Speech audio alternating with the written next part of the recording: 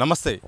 SC వర్గీకరణ తీర్పు మాత్రం సుప్రీంకోర్టు ఇచ్చింది. ఈ నేపథ్యంలో వర్గీకరణ చుట్టూ మాత్రం వార్తలైతే వస్తున్నాయి. ఒకవైపు పాజిటివ్గా, మరోవైపు నెగిటివ్గా. అయితే వర్గీకరణ విషయంలో ప్రభుత్వాలు కూడా వెనుక ముందాడుతున్నాయి. కేంద్ర ప్రభుత్వం ఇప్పుడు కాంగ్రెస్ పార్టీ లాంటి కూడా ఆలోచిస్తామని చెప్తుంది. రాష్ట్రంలో మాత్రం వర్గీకరణ ఎట్టి పరిస్థితుల్లో అమలు చేస్తామని చెప్తుంది. దీనిపై మాత్రం మాట్లాడదాం. ఇదే అంశంపై వర్గీకరణ విషయంలో అభిప్రాయం ఏంటి? మాల మహానాడు జాతీయ అధ్యక్షుడు ప్రస్తుతం చెన్నై గారు మనతో ఉన్నారు. వర్గీకరణపై సుప్రీంకోర్టు స్పష్టమైన తీర్పు ఇచ్చింది. దానిపైన మీ రియాక్షన్ ఏంటి? అది సుప్రీంకోర్టు తీర్పు కాదు, ఇది మోడీ తీర్పు. ఆ తీర్పు ఇంకా ఎవరెవరు ఉన్నారు అనేది నారా చంద్రబాబు నాయుడు ఉన్నాడు, వెంకయ్య నాయుడు ఉన్నాడు, కిషన్ రెడ్డి ఉన్నాడు. అందరూ కూడుకొని కుట్ర జరిగింది, పెద్ద కుట్ర జరిగింది. కుట్ర ద్వారా చేసింది. కానీ సుప్రీంకోర్టు తీర్పు కాదు, అనుకూలంగా చెప్పించుకున్న తీర్పు. మేము ఆ తీర్పు పూరా వ్యతిరేకం చేస్తున్నాము. ఆ తీర్పుకు మేము రేపు 21 నాడు బంద్ పిలిపించినాం. 23 జిల్లాలలో మొత్తం శాంతియుతంగా బంద్ పాటించాలని, ఈ ఎస్సీ వర్గీకరణ ఆపేయాలని, మేము పాటించాలని, అందరూ స్పష్టంగా మంచిగా చేయాలని మేము పిలుపునిచ్చినాం. అదేవిధంగా మేము ఆ సుప్రీంకోర్టు తీర్పును మేము 9 మంది న్యాయమూర్తులతోటి పెట్టి మళ్ళీ రిపిటేషన్ వేసి కొట్టేపిస్తామని కూడా మేము డిమాండ్ చేస్తున్నాం. ఎందుకంటే అదే కోర్టు ఎస్సీ వర్గీకరణ చెల్లదని తీర్పిచ్చిన కోర్టు, అదే కోర్టు మళ్ళీ ఇప్పుడు ఏ రాష్ట్రం ఆ రాష్ట్రం చేసుకోవాలని ఎట్ట ఇస్తుంది? ఇది రాజకీయంగా ఆడిన నాటకాలు, మోడీ చేసిన శాస్త్రాలకు ఇది మోడీ తీర్పే కానీ ఏ తీర్పు కాదని కూడా మేము డిమాండ్ చేస్తున్నామని. దేశంలోనే అత్యున్నత న్యాయస్థానమైన సుప్రీంకోర్టును కేంద్ర ప్రభుత్వం ప్రభావితం చేసిందా? కేంద్ర ప్రభుత్వం మొత్తం చేయింది.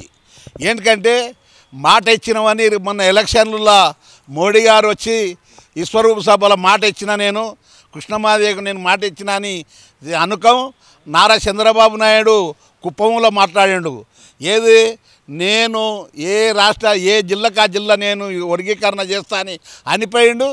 ఢిల్లీ పోయి రాష్ట్ర ప్రభుత్వంతో పోయి చేతులు కలిపి మోడీతోటి మాట్లాడి ఎస్సీ వర్గీకరణ చేసుకోవచ్చు అని తెలిపిందని కూడా మేము మనవి చేస్తున్నాం. ఒకవైపు రాష్ట్ర ప్రభుత్వం కూడా వర్గీకరణ అమలు చేస్తామని ఇక్కడ సీఎం రేవంత్ రెడ్డి అసెంబ్లీ సాక్షిగా చెప్పారు. దానిపై నేను చెప్పాను. ఇది రేవంత్ రెడ్డి గారు కొంచెం ఎందుకంటే చూసుకోవాలి, వర్గీకరణ అది చేసుకోవచ్చు అని కూడా లేదు. అది ఏది జనాభా లెక్కలు లేదు, ఏం లెక్కలు లేదు. అది చూసుకోకుండా వర్గీకరణ ఎట్ట చేస్తారు రేవంత్ రెడ్డి గారు? మేము కూడా ఉన్నాం. 50 లక్షల మాలలో మనోభావాలు దెబ్బతింటున్నాయి. కొంచెం చూసుకొని మాట్లాడాలి. చేస్తామని మాట ఇచ్చడం కాదు, మాట వెనక్కి తీసుకోవాలని కూడా మేము మాట్లాడుతున్నాం. వర్గీకరణ అమలు చేస్తే మాలలకు కానీ వేరే కులాలకు వచ్చే నష్టం ఏంటి? ఏబిసిడి వర్గీకరణ ద్వారా ఏమి నష్టం జరుగుతుంది? మాదిగలకు వచ్చే ప్రయోజనం ఏంటి? నష్టం అనేది కాదు, ఏదంటే 59 కులాలు పెట్టింది బాబాసాహెబ్ అంబేద్కర్ గారు. 59 కులాలు పెట్టి మీరు డెవలప్ కాండి అని చెప్పిండు. కానీ మీ వర్గీకరణ చేయవని ఈ రాజకీయం, ఓటు బ్యాంకు రాజకీయమే ఆడుతున్నారు. కానీ ఎక్కడ చేయవని చెప్పలేదు, ఏం చేయలేదు. ఎందుకంటే వర్గీకరణ చేస్తే 7% మా సోదరులకు, 6% మాకంటే ఏది ఆ శాతం ఎస్సీ డికి పోతుంది, అంత నష్టం జరుగుతుంది. మనం కలిసి ఉంటే కలదు సుఖం, ఇడిపోతే చెడిపోతాం అని కూడా మా ఆదన అని కూడా మేము డిమాండ్ చేస్తున్నాం. సో మందకృష్ణ మాదిగ గారు అయితే నా ఉద్యమం ఫలించింది, కేంద్ర ప్రభుత్వం సహకరించింది, కోర్టు కూడా తీర్పిచ్చింది, ఇక దీన్ని అమలు చేయాల్సిన అవసరం ఉందని ఆయన చెప్తారు. ఆయన యొక్క పోరాటం పట్ల, ఆయన యొక్క వ్యాఖ్యల పట్ల ఏం చెప్తారు? ఆయన నిజం కాదు, అది మోడీది. ఏది ఆయన పోరాటం కాదు, వీళ్ళు చేసింది కాదు, వాళ్ళు చేసింది కాదు. మోడీ చేసిన లెక్కలు కిషన్ రెడ్డి, వెంకయ్య నాయుడు, చంద్రబాబు నాయుడు చేసిండ్రు. కానీ మా సోదరుడు చేసింది కాదు.